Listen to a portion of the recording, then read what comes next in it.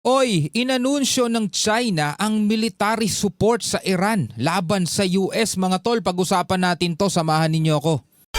I'm just a young nigga chillin' on it. First time I seen ice was a Alright, magandang araw sa inyong lahat. Welcome ulit sa ating bagong video reaction, review, commentary, opinion, criticism at kung ano-ano pa. Again, magbibigay lamang po tayo ng reaksyon at komentaryo mula rito sa isang balita na ating panonoorin ngayon mga tol. Eto, makikita nyo naman sa title, China announces military support to Iran against US after leaking aircraft images. Ngayon, pag-usapan natin to mga tol, samahan ninyo ko. Ayon dito sa report mula rito sa Times of India, ito basahin natin sabay-sabay. China has openly declared support for Iran as tensions rise over fears of a possible US military strike. Chinese Foreign Ministry spokesperson Mao Ning, ito si Mao Ning yan, yung babae, said Beijing supports Iran in safeguarding national stability and legitimate rights while warning against the use of force in international relations. The statement comes amid reports of a major U.S. military build-up in the Middle East and ongoing nuclear negotiations between Washington and Tehran. Analysts say China's economic strategic ties with Iran could play a decisive role if the crisis escalates. The growing alignment between China and Iran is raising concerns of a wider geopolitical confrontation involving the United States.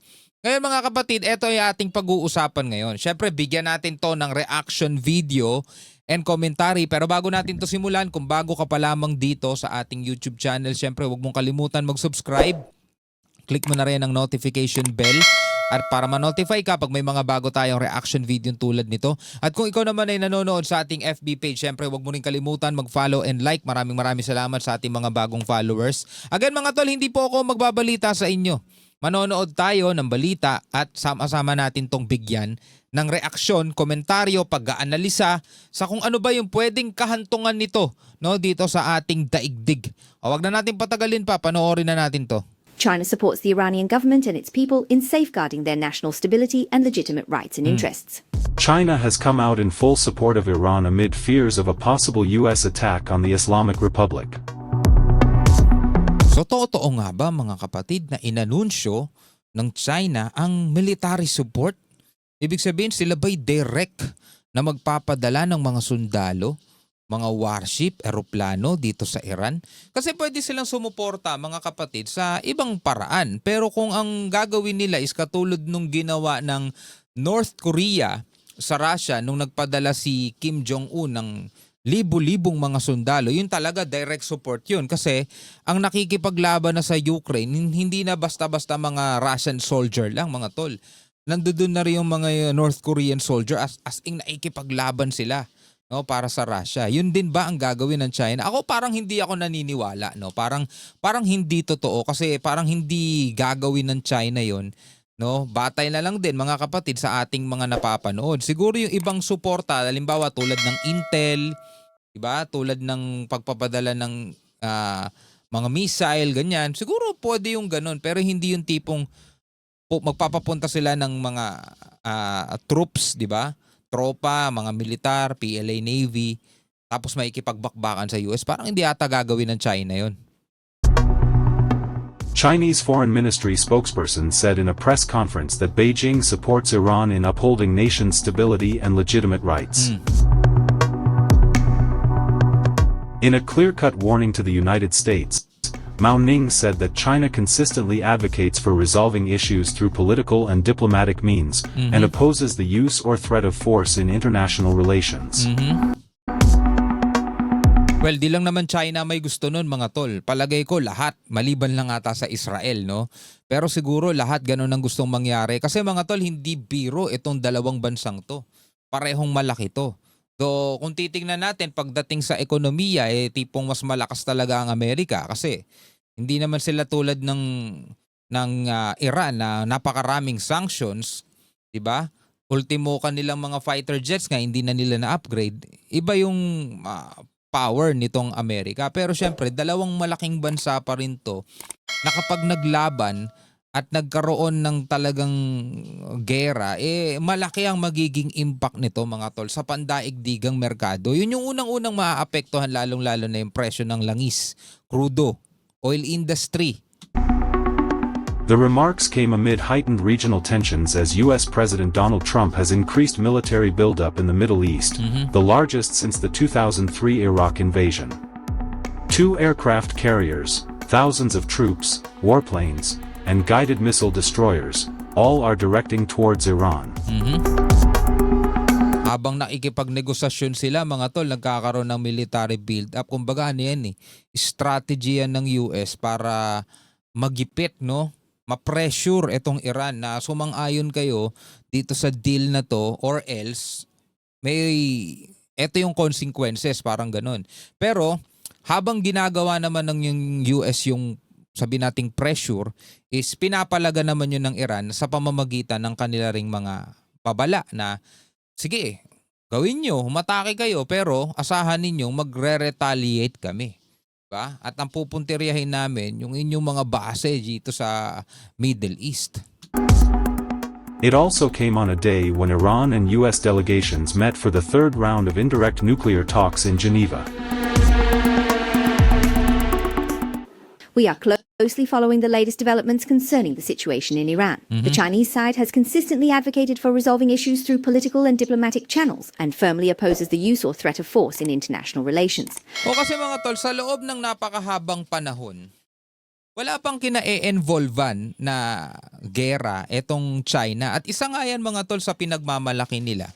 Kaya nga sinasabi nila, di ba, hindi kami ang threat. Kasi kung titignan ninyo, sa maraming matagal na panahon na, ilang dekada na, hindi kami napapasali sa gera, di ba? Yun ang sinasabi lagi ng China. At kung magkakagera man mga tol at mapapasali ang China, hindi siguro dahil sa laban ng ibang bansa, kundi siguro dahil sa interest nila o laban nila. For example, sa Taiwan, di ba? Mapapalaban sila dahil sa Taiwan. Pero hindi dahil siguro sa Iran, no? Siguro sa ibang part sila nakasuporta. No, hindi siguro sa military support. Hindi naman kasi porket yun yung title nung pinapanood natin parang yun na talaga yung mangyayari, di ba? Kaya nga binibigyan natin ng reaction The people of China and Iran share a traditional friendship. China supports the Iranian government and its people in safeguarding their national stability and legitimate rights and interests.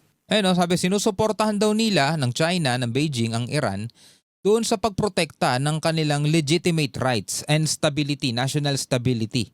Diba? And illegitimate rights, yung karapatan ng Iran. Kasi sinasabi ng Iran, karapatan nila magkaroon sila ng nuclear program. Kasi meron nga ang ibang bansa di ba? Ang problema, tulad nga ng lagi natin na pag-uusapan, naniniwala ang Amerika at ang Israel na hindi pwedeng magkaroon ng nuclear program ang Iran kasi gagamitin nila ito para magkaroon ng nuclear weapon. Which is yan na itinatanggi palagi ng Iran na sinasabi nilang hindi totoo yun.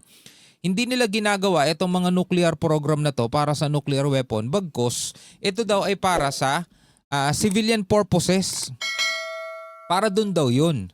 Syempre, hindi naman sila paniniwalaan ng Amerika at saka ng Israel o kung sino pa bang mga bansa ang nagkakampi-kampihan o tumututol na magkaroon ng Iran ng ganitong klaseng kakayanan. Kasi nga, iniisip nila hindi tayo pwede sumugal, delikado tayo dahil pag nagkaroon ng ganito Iran at what if ginamit nila, hindi naman pwedeng hayaan lang nila ang Iran. Kasi malamang sa malamang, babawi sila, gaganti sila at doon na magsisimula ang tinatawag nating nuclear war which is mga kapatid, posibleng makasira at talagang puminsala ng matindi sa ating daigdig.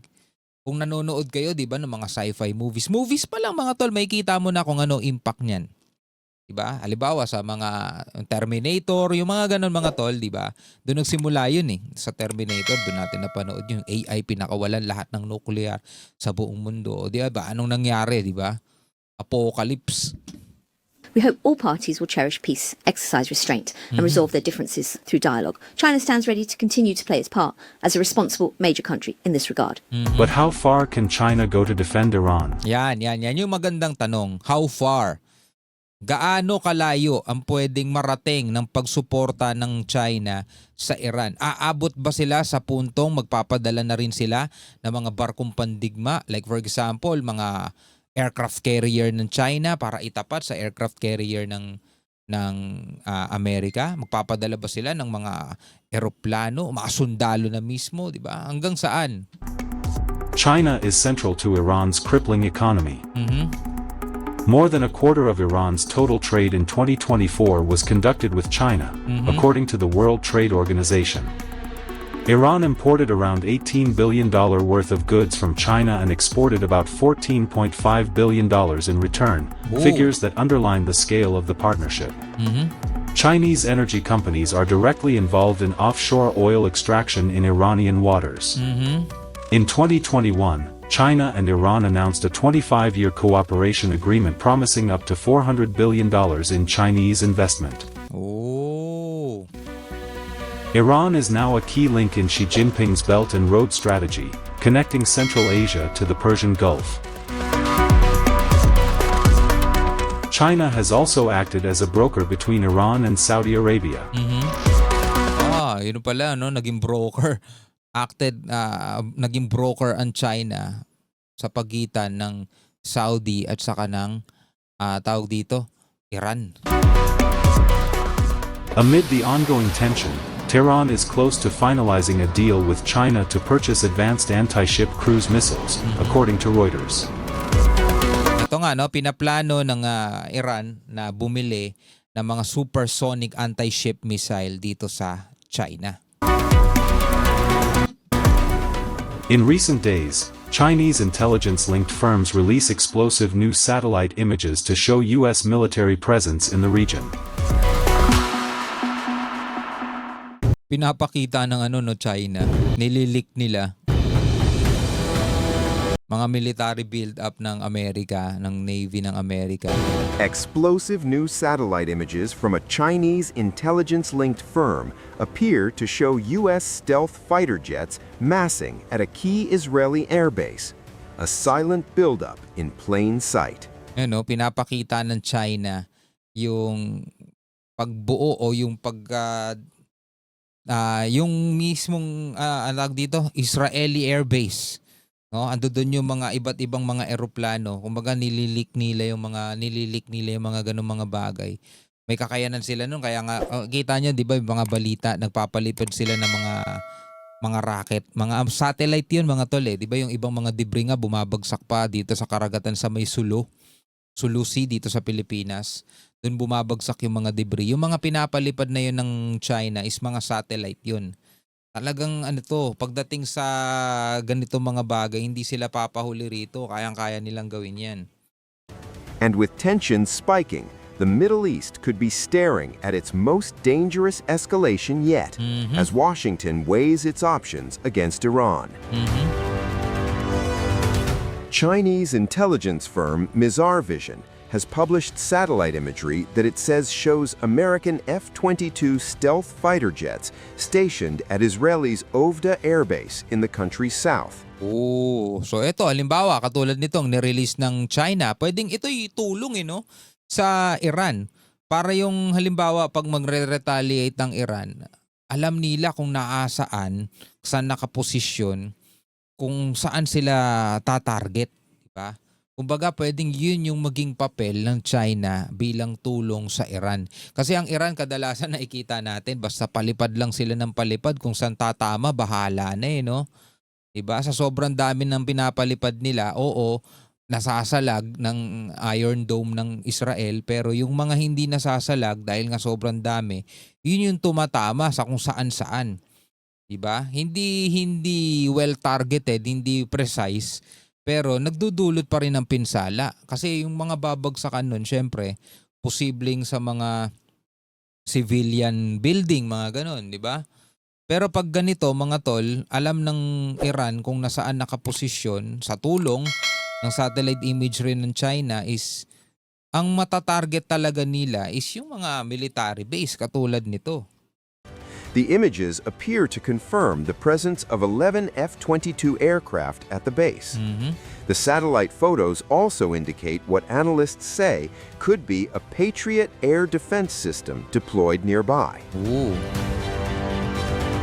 Mizar Vision has previously been described as having ties to the Chinese military. The firm has also faced allegations of republishing satellite imagery from other commercial providers with added overlays. Oh, The may ganun pala silang ano. deployment comes amid a broader United States military buildup in the Middle East, as President Donald Trump considers whether to take military action against Iran. The F-22 Raptor, operated exclusively by the U.S. Air Force, is widely regarded as one of the world's most advanced air superiority fighters, designed for stealth, speed, and maneuverability in air-to-air combat. Diyan mahina ang Iran. Doon mahina ang Iran. Oo, marami silang missile. Marami silang ganun. Pero pag ganun, yung tulad nung pinakita katulad dito, yung Raptor, diba? Exclusive lang na ginagamit ng US yan. Hindi siguro nila binebenta. Diyan nakakalamang mga kapatid. Hindi lang ang US, yung Israel, diba? Yung mga airstrike nila, ang ginagamit nila dun, mga hindi basta-basta mga missile na pinapakawalan, di ballistic missile, kundi yung mga eroplano nila lilipad, titira dun sa Iran, tapos babalik. Dun mahina ang Iran, mga tol. Wala kasi silang wala silang mga eroplano. No? Meron man, puro pang training. At saka kung magkakaroon man sila ng eroplano, mga tol, hindi ganun-ganun agad pwedeng pumantay yung kanilang puwersa. Kasi syempre, walang silbi yung eroplano kung hindi ganun kahusay yung mga piloto. Yung mga piloto ng Iran, malamang hindi rin ganun kabihasa kasi nga wala naman silang eroplano. Saan magpa-e-ensayo yung mga yun? Diba? Paano sila magiging bihasa sa isang bagay na wala naman sila? Isa yan sa problema ng Iran. Oo, marami silang missile. At ang lagi nga nilang pinagmamalaki, diba, ma-overwhelm itong Israel saka yung US sa dami ng missile na pwede nilang pakawalan. Earlier this week, 12 F-22s departed from Royal Air Force Lakenheath in England, heading toward Israel. 11 of those aircraft reportedly landed at Ovda Air Base, while one returned to the UK due to a technical issue. Open-source flight tracking analysts say another 12 F-22s arrived at RAF Lakenheath yesterday.